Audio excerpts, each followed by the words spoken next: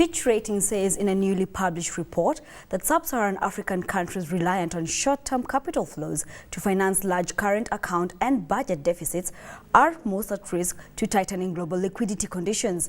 For more on this, we are joined on the line by Carmen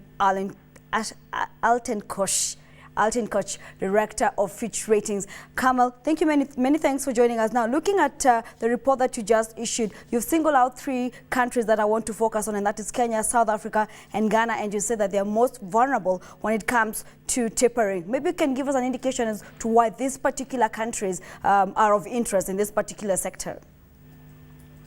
Okay, well, let's start very quickly with Kenya. Kenya is vulnerable because they have a large current account deficit of around 11% of GDP, and much of this, around 80%, is being funded through short-term capital flows, particularly into Kenyan equities. And that makes Kenya very vulnerable if investors become more risk-averse and they opt to exit the Kenyan market. Now, Ghana is vulnerable, but for a different reason. They've got a very large budget deficit of around 10% of GDP. Now, a lot of this budget is being funded via foreign investors into Ghanaian bonds. And like Kenya, Ghana would also be vulnerable if foreign investors were to become risk-averse and opt to stop buying Ghanaian bonds. What is the time frame that you're looking at? Because you're saying that there's the risk of investors being cautious, but what is the time frame that you're looking at?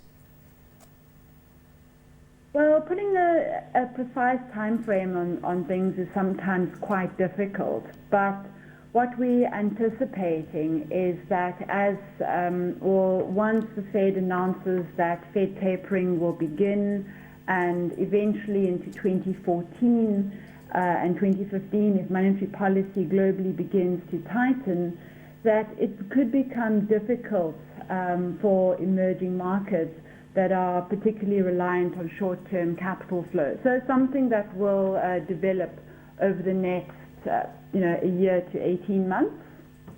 But in the case of Ghana, what are some of the things they're looking into, especially measures that they can take to mitigate? Because you mentioned there that their large budget deficit is actually one of the main concerns.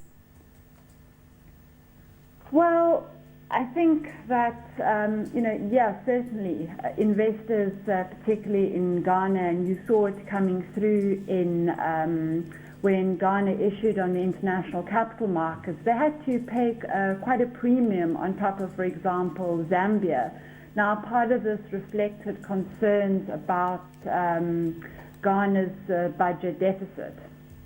But now looking at it now, maybe we can look at another country like Mozambique, whereby you say much of the current account deficit is funded through foreign direct investments. For you, is this a good thing? Yes, well, actually, Mozambique is quite an interesting example. If you have a look at the current account deficit, it's quite